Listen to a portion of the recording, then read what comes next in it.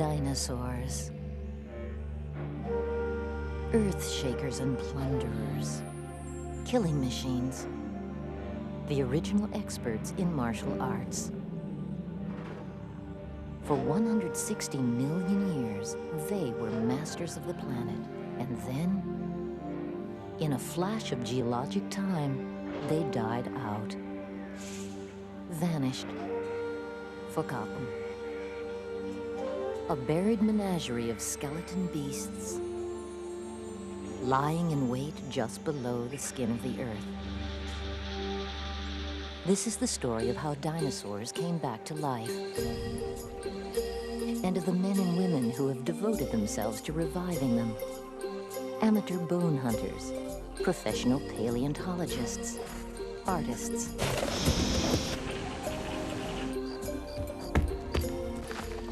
It has meant grueling work in the broiling sun, high adventure, much hands-on labor, and more than a little luck. Bone! We have bone, yes!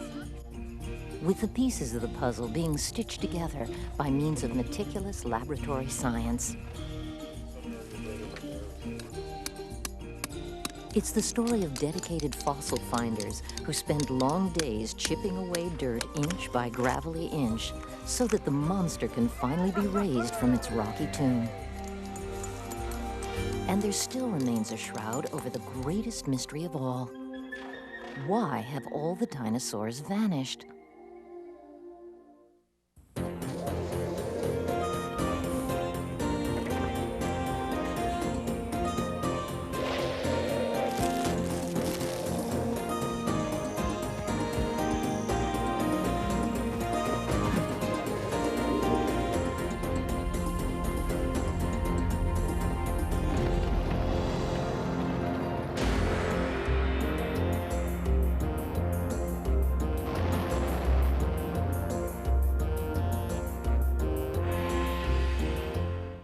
The Dinosaurs is made possible by the Corporation for Public Broadcasting and the financial support of viewers like you.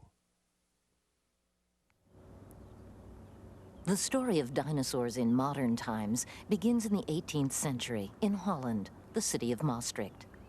Once 70 million years ago, this was the bottom of a sea, a warm sea, and here limestone was formed.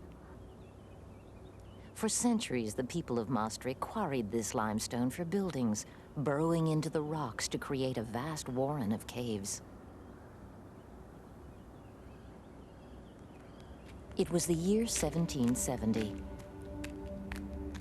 Quarrymen, working 500 yards from the entrance of one of the caves, unearthed something that made the rest of the crew lay down their tools and gather around in amazement. Hey, you. Over the years, they'd often dug up chips of bone, fragments of skeletons, but never anything so mysterious.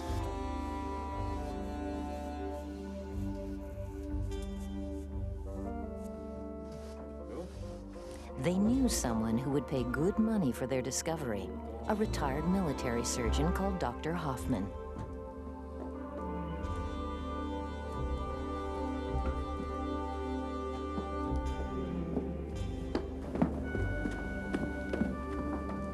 Dr. Hoffman was one of the first in a long line of professional and amateur scientists and bone hunters who have been fascinated by these secrets that the Earth yields up so grudgingly. Hoffman hurried over to the quarry and was shown something he had never seen before. It appeared to be an enormous jawbone.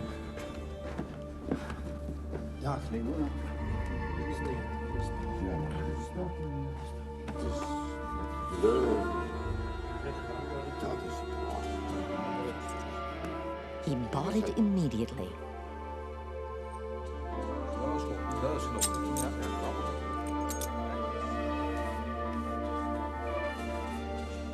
"25 years later, the jaw of the monster attracted the attention of the French Revolutionary Army, who occupied Maastricht in 1795.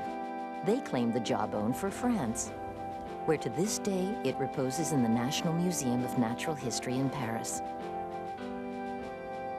Soon after the French Revolution, the National Museum was the scene of another revolution. This one led by a celebrated professional scientist, Georges Cuvier. Cuvier was professor of comparative anatomy, which was a booming branch of science at that time. And it was the very best place in the world for him to be, because I think the museum there probably had a larger collection than anywhere else in the world of skeletons and skins and, to some extent, pickled guts and so on, of a whole range of living species from all around the world. Like the other professors, he lived on the job. He had a house which went with the job, which was in the same grounds as the museum and the botanic gardens. And the botanic gardens included, as it still does, a small zoo. So he had access to at least a small collection of living animals which he could study and see how they moved, how they put their anatomy to good use. So he was in a very good position to understand the relation between bones and muscles and sense organs and gut and everything else within a living creature, and see how all those parts of the body contributed to a whole way of life. Cuvier had a theory. Huge bones had been found beneath the streets of Paris. They looked like elephant bones, except that they belonged to a creature that was clearly a different species, now called a mastodon. Cuvier reasoned that these bones belonged to an animal that had become extinct. And it was really the first time that there was a really good, pretty strong case for extinction. Then one day, Cuvier turned his attention to the huge jawbone, the trophy from Maastricht. And he compared it with living reptiles and concluded this time that it was an enormous marine lizard. Cuvier had opened the door to a past buried far deeper than anyone had imagined. And the search he began has continued to this day. Marine lizards, like the monster from Maastricht, now identified as a mosasaur, populated the seas during the millions of years when dinosaurs reigned supreme on land. These sea creatures are what lured paleontologist Christopher McGowan here to Williston Lake in the Canadian Rocky Mountains. Well, 30 years ago, we'd have been walking along here, but there was a dam put in on this Peace River and flooded this whole valley, and we've got this monstrous, great, very cold lake, and we can see all along this new coastline, which was once, of course, halfway up the mountain, we've got these rock exposures, and these rock exposures are Upper Triassic in age. And 220 million years ago, this whole thing, this whole area was one vast sea, and it was warm, probably quite pleasant. And in those warm seas were all sorts of animals. The most interesting, from my point of view, are these wonderful reptiles, the sea dragons.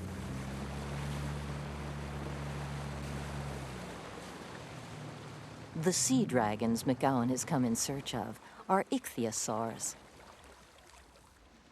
Ichthyosaurs were once as abundant in the sea as dinosaurs were on land. But this one gives us a nice picture of what a complete ichthyosaur looks like. You can see, starting up at the sharp end here, they've got this long, pointed snout, lots of teeth, all the better for grabbing at fishes. Very, very large eye socket here, very large eye. And they don't have legs as such, they have fins here. Well, the whole thing looks very fishy, doesn't it, really? And this is why they got the name of ichthyosaur, meaning fish lizard. After Maastricht, more finds were reported from all over Europe as quarrymen and miners dug through rocks laid down over 200 million years ago, in the period of geologic time known as the Triassic, and the two periods that followed, the Jurassic and the Cretaceous.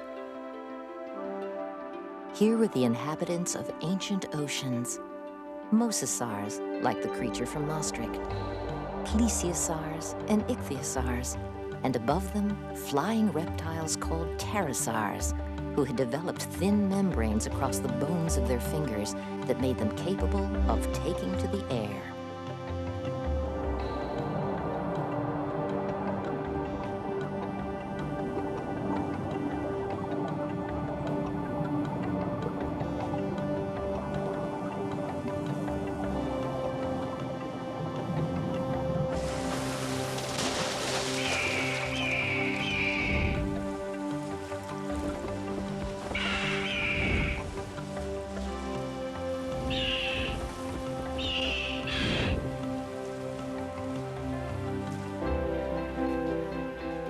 Then, in 1822, came the first dinosaur find. Tilgate Forest, Sussex, England. Gideon Mantell, a 32-year-old doctor, tells the story in his diary. Was sent for to Mrs. Morris, who suffers much from the ague.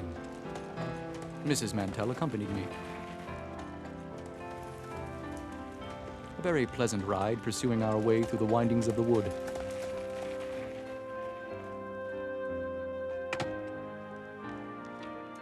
While I was attending to Mrs. Morris, my good wife descended from the chaise to take the air.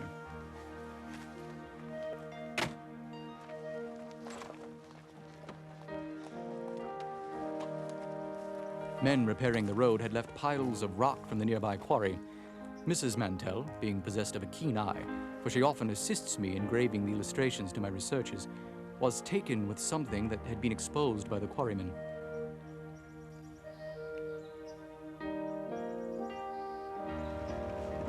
Having applied a plaster to Mrs. Morris, I returned to the chaise and went in search of Mrs. Mantell. I found her much excited and desirous to show what she had found.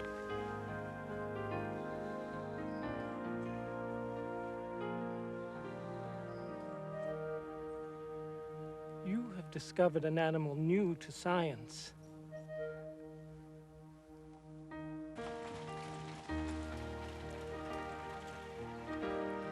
A pretty tale, but some fiction is mixed in with the facts. Mantell was not the only dinosaur hunter to fall in love with the romance of a time before time. But the tooth itself is no fiction. It sits in the British Museum of Natural History.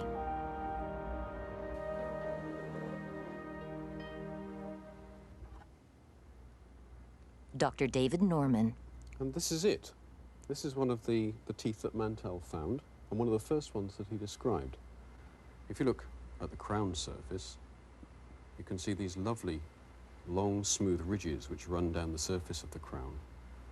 And then on the edges of the crown, these little crenellations. This animal was not only large and a reptile, but also a plant eater. And that's an unusual thing. At the time, no giant plant-eating reptiles were known.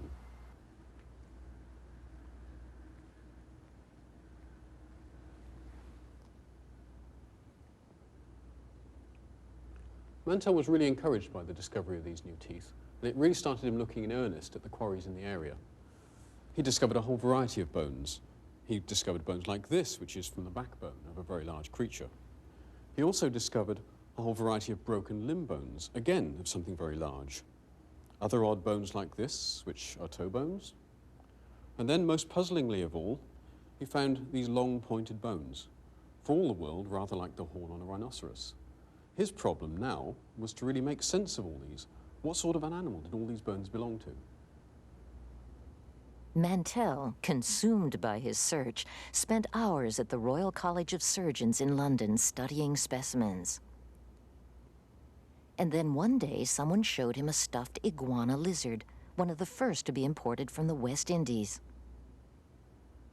The teeth, when Mantell looked at them, were very similar to his mystery animal. They were leaf-shaped, and they had very roughened edges, just like the roughened edges that you can see in this specimen here. The conclusion Mantell drew, therefore, was that he had discovered a gigantic herbivorous lizard. Mantell was still a long way from reconstructing his animal. But then, a jumble of bones was unearthed from a quarry in Maidstone, Kent. Mantell made this sketch of the remains. The Maidstone specimen. It was discovered in 1834, and it was blasted out of a quarry. You can still see here the blast hole where the thing was actually blown to pieces. It was glued back together, more or less. So what did he do? Well, he looked at this jumble of bones. He could see, for example, over here, there's a row of vertebrae from the backbone. If you look at the center of the slab, you can see that there are these long brown bones here. These are evidently leg bones of one sort or another. And yet, up here, there's a scattering of toe bones. So you've clearly got a real jigsaw puzzle. And he was presented with this problem. How did this puzzle actually fit together? Once again, it was a tooth that gave Mantell the clue he needed. On the inside of this surface, you can see a series of quite broad ridges running down the surface of the tooth. And then right along this edge, there's some very, very fine ridges. And they're absolutely characteristic of an iguana lizard. By the mid-1830s, Mantell had accumulated enough evidence in the form of teeth, bones, and pieces to be able to attempt what you see here, which is the first ever reconstruction of one of these extinct giant reptiles. If you look very carefully at the diagram, there are one or two interesting features that you can see. In the backbone, there are groups of 4 vertebrae, and they're just like the ones that you can see on the mantelpiece. In addition, on the front of the head, there's this tiny conical spike. Which to Mantell looked much like the spike on an iguana lizard. Very interestingly, he's put the horn on the end of the nose. He then said, this is a giant extinct relative of the living iguana, and therefore he gave it a very appropriate name. He called it Iguanodon, which means literally iguana tooth. The Iguanodon became Mantell's obsession to the exclusion of all else. Mary Ann Mantell took their only daughter and left him. At the end of his life, bankrupt, bereft, sick, Mantell sold his entire collection of bones to the British Museum. 20 years after Mrs. Mantell's discovery in Tilgate Forest, the fossil creatures were finally given a collective name by this man, British paleontologist Sir Richard Owen. Owen was already famous for piecing together a giant extinct bird, a moa, from just one fragment of leg bone. Then in 1841, he wrote a long and learned report. And at the end, he put in some more speculative remarks. And among these, he claimed that certain fossil reptiles that had been discovered in the years before this time were quite unlike any living reptile, so much unlike that they deserve to have a major group named for them. And he promptly named them dinosaurs, Dinosauria in the Latin form.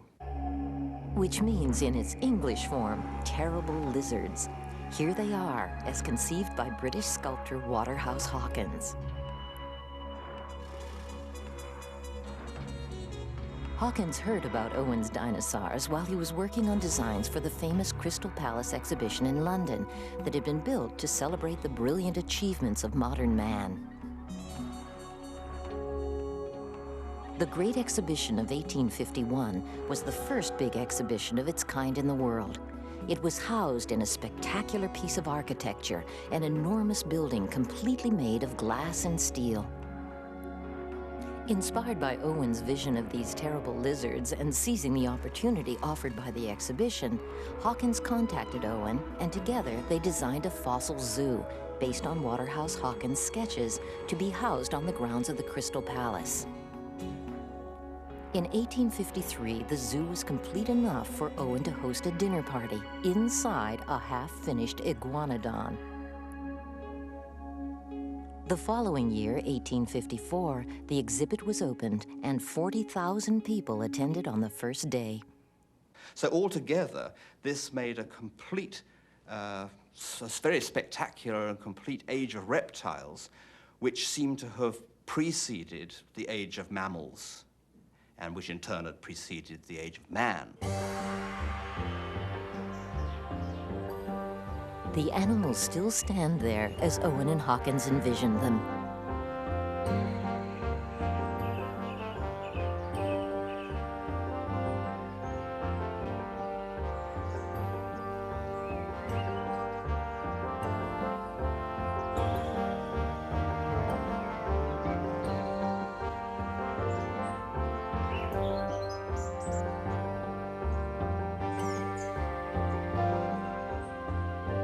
But did dinosaurs really look like this? Planted squarely on 4 feet like bovine armored tanks?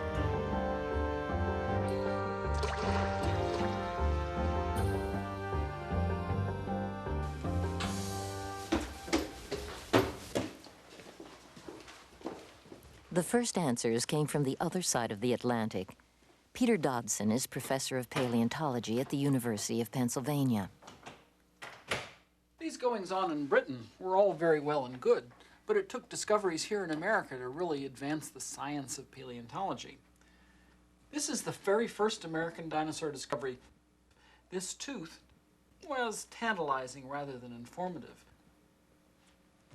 The most exciting dinosaur discovery was the discovery of this skeleton in New Jersey, in Haddonfield, New Jersey. These bones were sent to Professor Leidy at the Academy of Natural Sciences in Philadelphia. Leidy was a brilliant paleontologist and anatomist. He named the skeleton Hadrosaurus. This was the first duck-billed dinosaur. In studying this skeleton, he realized that the thigh bone was very big and heavy, just what you would expect from an animal that weighed as much as an elephant. But the bones of the forelimb, the front leg, were very light, rather short, slender. This was not an animal which could have walked on all fours. It could not have supported its weight on its front legs. And thus was born the concept of the upright, two-legged dinosaur. Quite unlike Sir Richard Owen's galumphing quadrupeds. In 1868, Hadrosaurus was mounted in Philadelphia. It was the first time a dinosaur skeleton had been mounted anywhere in the world. Joseph Leidy, using only a few scattered pieces of bone, had constructed something that did not appear in the menagerie of 4-footed behemoths at the Crystal Palace. A dinosaur that went around on 2 legs. Was Sir Richard Owen's vision of dinosaurs completely outmoded by Leidy's hadrosaurs? These are drawings of a whole herd of Iguanodon skeletons, 39 of them, found in a mine in Belgium in 1878. Cataloging and restoring them became the life's work of a Belgian naturalist, Louis Dallo. He was a contemplative man, a thinker, who preferred the quiet of his laboratory to the hubbub of scientific controversy. And it was here, in the Royal Institute of Natural Sciences in Brussels, that Dallo demonstrated conclusively that iguanodons, as well as hadrosaurs, walked on 2 legs. Or he thought he did.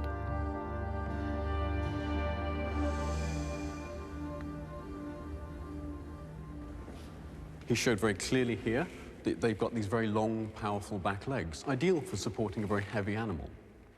Added to that, you've got a very long, powerful tail, and quite short front legs compared with the back legs. Now, these are the proportions of something like a kangaroo. So not surprisingly, Louis Dallo had them reconstructed on this metal frame in a very kangaroo-like posture.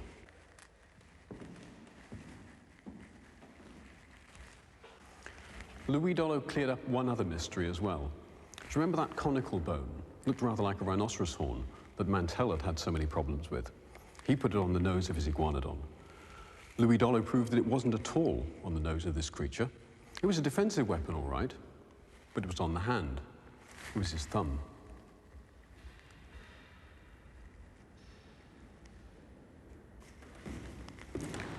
These reconstructions of Louis Dallo have stood here for the best part of 100 years and largely unchallenged.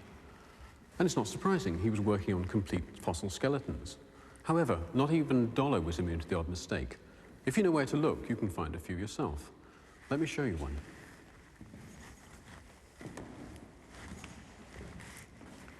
Back here in the tail, you can see that it has a lovely curvature. The back end of the tail rests on the ground, and it curves smoothly up to the hips for this animal, just like that of a kangaroo. However, if you look closely at the vertebrae, you can see that in a number of places the bones are actually dislocated. Here, and here. In fact, Dollo probably broke those to make that smoothly curved tail. So if we straighten the tail like we really should, as we've seen, that brings the chest down much more close to the ground. And naturally enough, the arms are going to fall very close to the ground, and the hands can be used as they really should have been for walking upon. That would have made Iguanodon a quite adequate quadruped, and perhaps one that Owen would have actually been rather pleased about.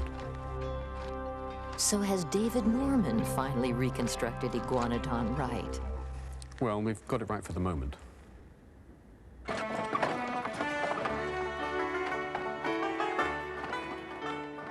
Meanwhile, in 1877, just before Dollo's Iguanodons came to light, the American West had been the scene of a remarkable scientific showdown. High noon over dinosaur bones. Paleontologist Robert Bacher. This is Como Bluff, Wyoming. To me, the most beautiful place in the world, because it was here at Como in 1877 the first complete dinosaur skeletons were found, and suddenly dinosaurs became famous worldwide. So illustrious were the finds here among bone diggers that the greatest minds in paleontology were willing to wage war right here.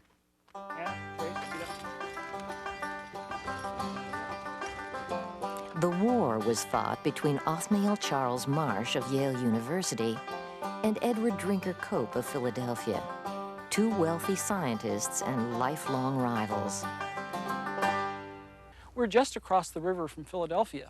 This was Cope's territory. He had it staked out. These pits also happened to be rich in fossils, and Cope arranged with the pit operators to receive a steady stream of fossils. Cope's problems began when Marsh asked if he could come along on a fossil collecting trip.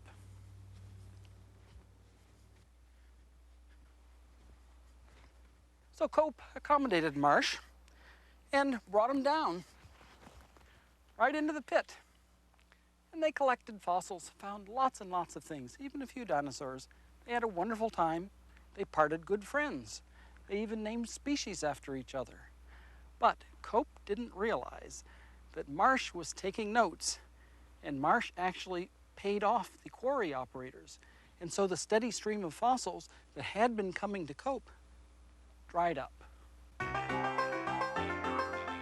In 1867, the new Transcontinental Railroad was pushing through a remote area of Wyoming.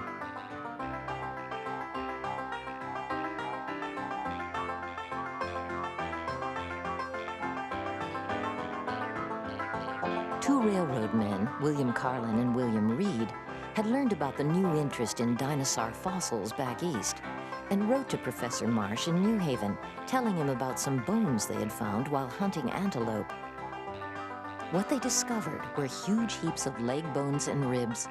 It was the most colossal pile of dinosaur remains ever found. Carlin and Reed had just kicked off a gigantic Jurassic gold rush. Marsh, using his own private fortune, financed the two railroad men to prospect for bones and send them back to him at Yale University. Back to the east went trainload after trainload of Marsh's dinosaurs, 30 cars or more, hundreds of tons. The tons of bones coming into New Haven excited the envy of Professor Cope in Philadelphia. He sent his own men out to try to sniff around, to try to steal bones from under Marsh's nose. These men were dinosaur rustlers. For 15 glorious years, the digging went on here, from 1877 to 1892. Nothing like it has come since. And the dinosaurs that came from here not only filled museums, they filled magazine articles, encyclopedias, textbooks. They filled people's minds with the whole wonderful pantheon of Jurassic dinosaurs. Brontosaurus, Stegosaurus, Allosaurus, Morosaurus, Creosaurus, the whole glorious crew. In the final tally, Cope identified 56 new species. But Marsh came out ahead. His total of new species was 80. Out of this fierce competition came enough fossils to form the nucleus of 3 or 4 of the world's greatest collections of dinosaur remains, including those at the Yale Peabody Museum, the American Museum of Natural History in New York, and the Smithsonian Institute in Washington. Cope died in 1897, 2 years before his rival Marsh. But Cope issued one last challenge. In his will, Cope specified that his skull be preserved and his brain be measured, because in those days, many scientists believed that brain size was the true measure of intelligence, and Cope was confident that science would show that he was more intelligent than his hated rival. But Marsh never rose to the challenge, so we will never know the truth. However, Cope's wishes were respected, and we have his skull right here in Philadelphia. In the days of Cope and Marsh, dinosaurs were assumed to be reptiles, huge lizards. But this picture began to change, in part because of the finds made here in Utah. 150 million years ago, this land was flat. But 60 million years ago, gigantic forces crumbled the land, tilting it on its side, and the secrets buried in the silt of that river were exposed.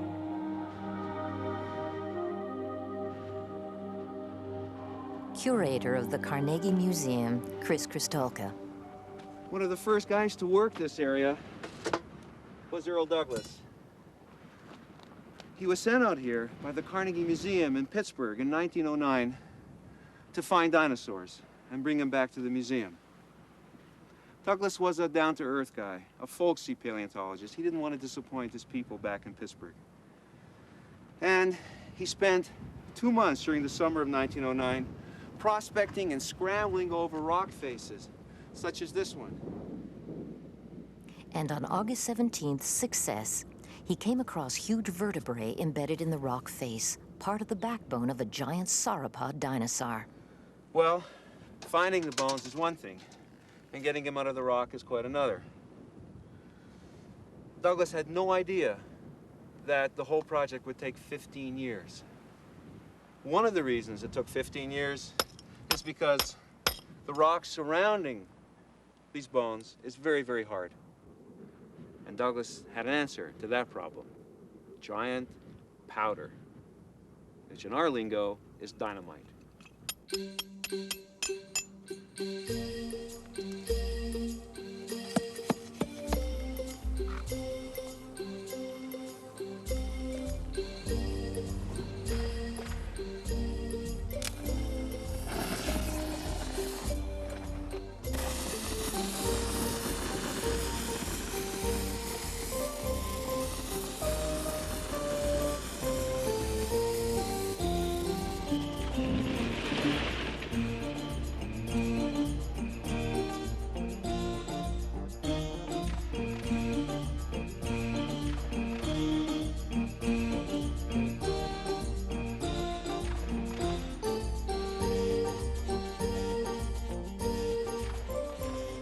Earl Douglas had found the single richest concentration of dinosaur bones anywhere in the world, greater even than the finds in Como Bluff. Over the next 15 years, he shipped 350 tons of them back to Carnegie Museum. But here in Vernal, Utah, he kept part of his find intact, exactly where he dug them up, sheltered now from the elements by a glass and steel hangar in Dinosaur National Monument. But how did these bones get here in the first place? Well, 150 million years ago, when this rock layer was deposited by a flowing river, dinosaur carcasses floated down the river, piled up on a sandbar, one carcass on top of another on top of another. A jumble of dinosaur carcasses on a sandbar makes for a jumble of dinosaur bones in a preserved quarry. Here's a good illustration of the jumble of dinosaur bones in this rock layer. Here we have mostly bones of Apatosaurus. Here we have part of the pelvis, thigh bones, and lower leg bones. But straddled across this Apatosaurus jumble of bones is a bone of Diplodocus, another sauropod. Carnegie, who had financed Douglas on his trips, ordered life-size models to be made and shipped to a number of museums in Europe. But some paleontologists took exception to the upright pose.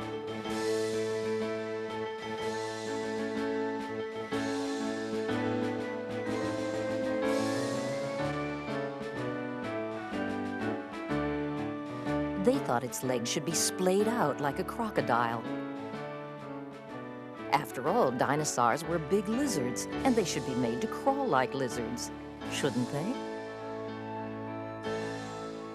Not according to the Carnegie Museum. If dinosaurs moved around like lizards, they would have to drag their bellies along the ground or sprawl in specially dug-out trenches. Either that, or stay submerged in water to offset their enormous weight.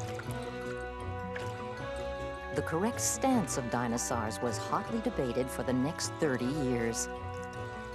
Until 1938, when Roland T. Byrd rode into town. The town he rode into was Glen Rose, Texas.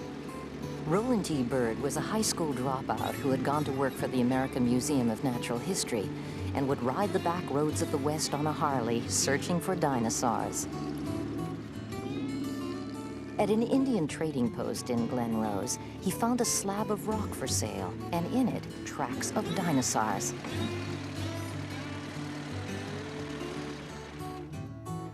Paleontologist Jim Farlow. This is it. This is the Paluxy River near the town of Glen Rose, Texas, and this is the place that made R.T. Byrd famous. It was here in the bed of this river that R.T. Byrd found the first sauropod footprints. People had known of the skeletal remains of sauropods for many years, but up till now no one had ever found any sauropod footprints you could be certain about. This is the place where they got them. So R.T. really hit scientific pay dirt here. I told the men we'd have to build a coffer dam to shut out the water. They rolled up their pant legs and started bailing. By the time the boys finished the bailing, they'd laid bare several thousand feet of track. It was the largest dinosaur track quarry ever opened.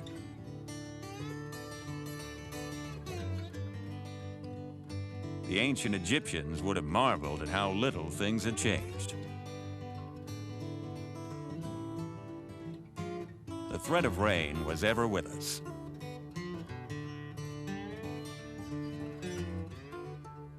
Once lightning hit my Buick, made a hole in the top.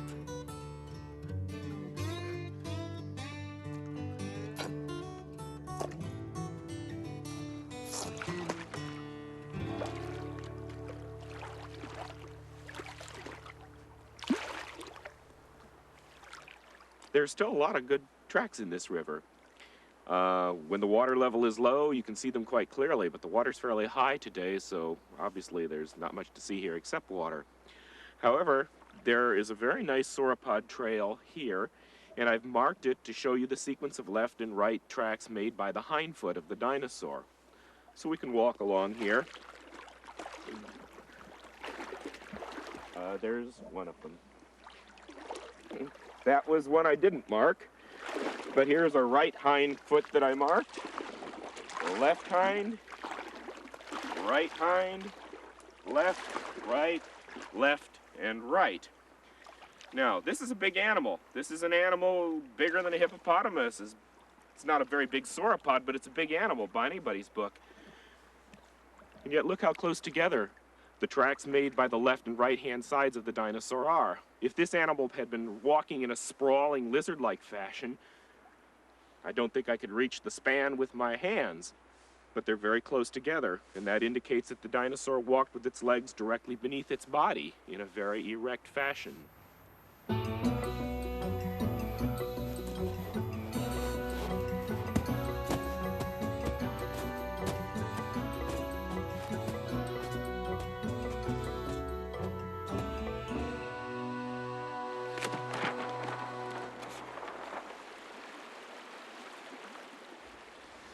This is a chart that R.T. Byrd made of his excavation of dinosaur footprints in 1940, and it tells a really interesting story.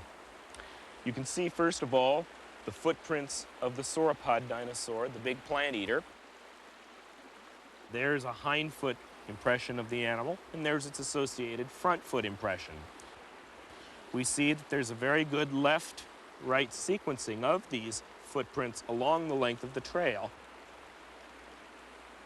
Associated with this particular trackway, we also find footprints of a meat-eating dinosaur. It really looks as though the meat eater was following the plant eater, perhaps to invite it for lunch. In fact, Byrd thought he saw evidence that the two dinosaurs had actually struggled, at least for a moment. As we follow the meat eater's tracks, we get good left-right sequencing of the footprints until we come to here, at which point we go from a right foot to another right foot impression. In other words, right here, there is a missing left footprint. How do you account for that missing track? What Byrd thought had happened was that the meat-eating dinosaur had actually physically caught onto the back of the dinosaur that it was chasing, and because the sauropod was so much bigger, had been literally jerked out of its tracks for a second. It made a little hop here, and the left foot didn't get a chance to touch the ground. Well, I don't know if that's true or not, but it is a very dramatic story, and it's the kind of story you could only get from footprints. You wouldn't be able to get that kind of scenario from a skeleton. If R.T. Byrd was the easy rider of dinosaur studies, its Indiana Jones was Roy Chapman Andrews. Andrews' greatest adventure started at the American Museum of Natural History in 1920. He had invited Henry Fairfield Osborn, president of the American Museum, to lunch. Allegedly, after this pleasant lunch, Osborn puffed on his cigar and said, well, what do you have in mind? What's all this for? And Roy laid out a very, very elaborate plan, exciting plan for exploration of Central Asia. Andrews set up a base camp in Beijing, and from there, the expedition set out for Inner Mongolia. They bought a fleet of Dodges, vehicles with spindly wheels, to go across the Gobi. And they hired about 125 camels. The camels carried the gasoline. The vehicles carried the people. Roy Chapman Andrews assembled a power team of scientists, a wide variety of specialists, because the whole idea was to do a description of the Gobi Desert in all respects, in all dimensions, not just paleontological. In a series of 5 separate expeditions in the 1920s, Andrews scoured the deserts of Mongolia for bones. It was rugged. Desert sandstorms would rip the tents out of the ground or the shirts off their backs. Sudden drenching rain showers turned the ground to axle-deep sludge. But the harsh majesty of the landscape lifted their spirits. Everyone was enthusiastic over the beauty of the great flat-topped mesa on the border of the Badlands Basin. Its surface was covered with black lava, but the sides were blood red. The spot was almost paved with bones. With its sculptured ramparts, it was the richest locality of the world from a paleontological standpoint. We named it the Flaming Cliffs.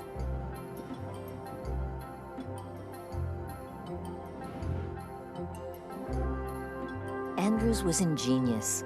When he ran out of burlap, he used camel hair packing to wrap the fossils. The technique has not changed much since then, only the materials have gotten a little better.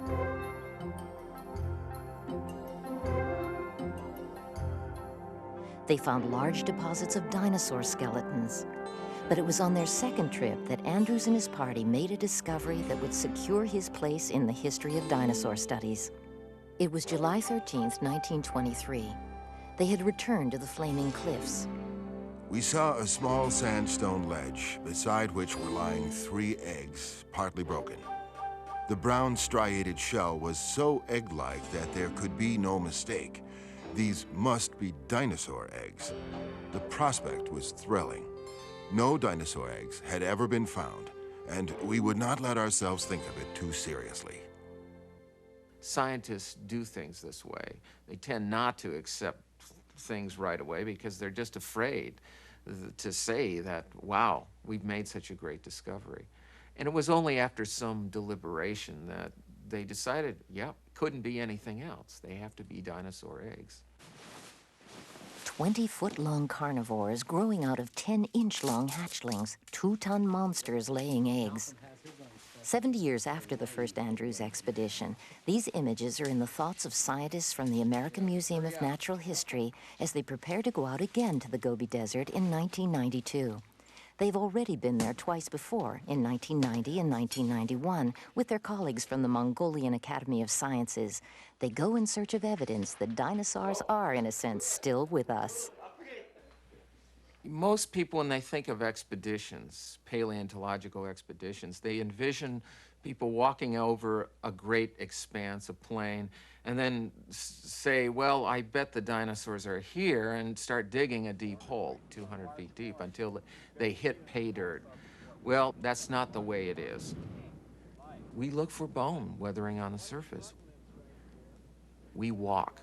And a paleontologist spends most of his time in the field walking until they find a big accumulation of bones and then start digging around or quarrying. But most of this is field reconnaissance, walking and looking. They never touch the specimens. When they find something, the scientists wrap the rock that encases the fossil in a plaster cast bandage. Okay. They end up with plaster boulders of varying sizes ready to pack up and carry away. And it doesn't look like there's any bone on this side, so we've got the whole skull. All the real scientific work goes on once you get the material back to your museum, to your university, to your institute, and you have a chance to work on it. Dr. Malcolm McKenna of the American Museum will spend weeks, even months, on this meticulous work.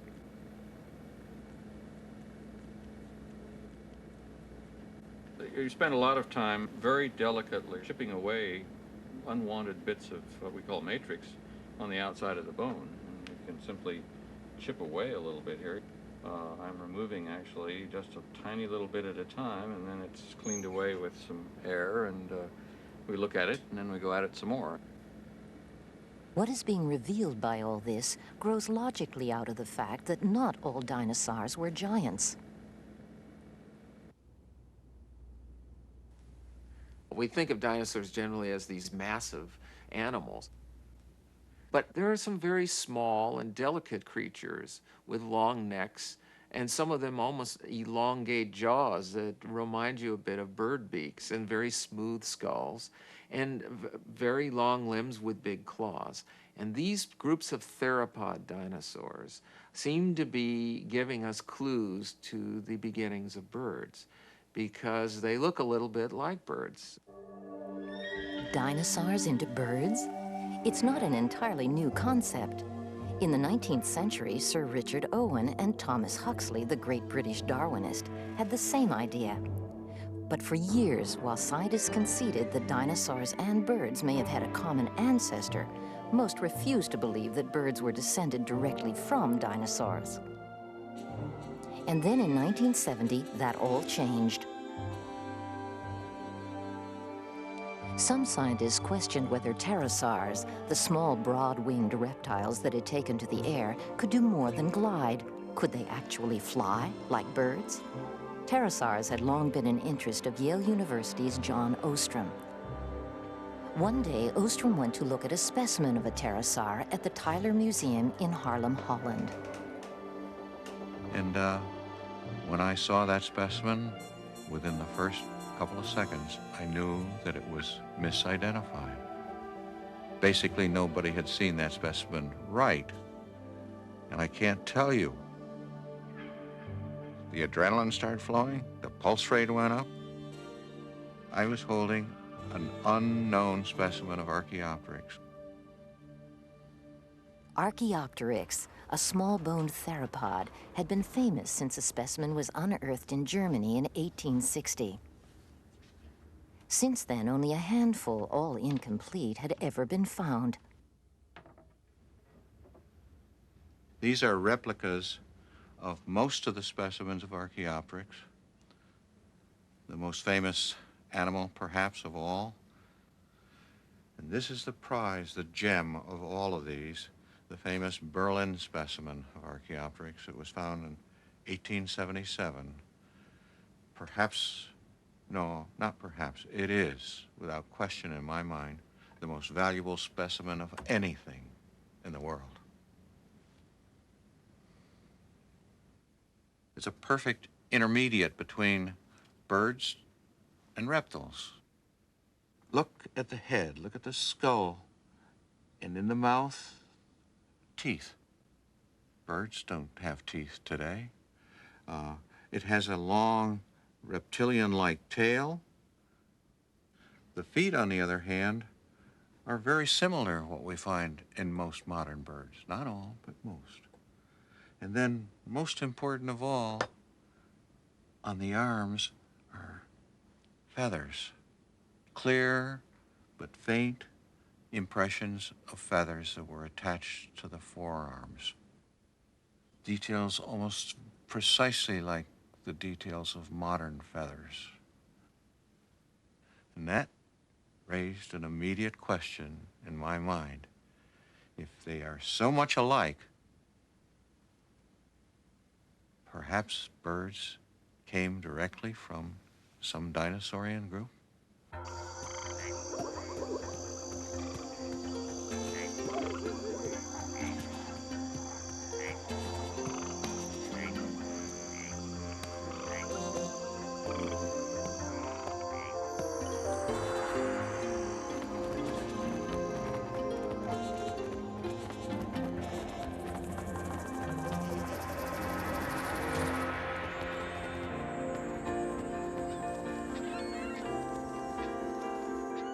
Thanks to Ostrom's work, which was inspired by his discovery in Haarlem, scientists are now able to trace a direct lineage connecting long-dead dinosaurs with the pelicans in our marshes, the sparrows on our lawns, the pigeons in our parks.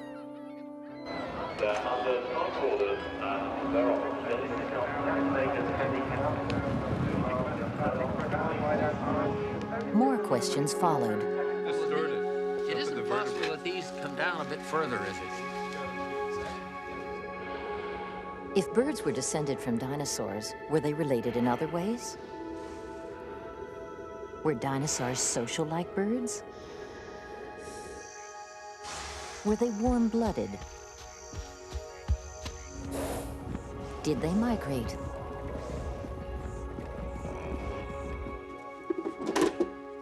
Through the combination of ingenuity and luck that is characteristic of all progress in science, answers to these questions are now being assembled, and convincing ones.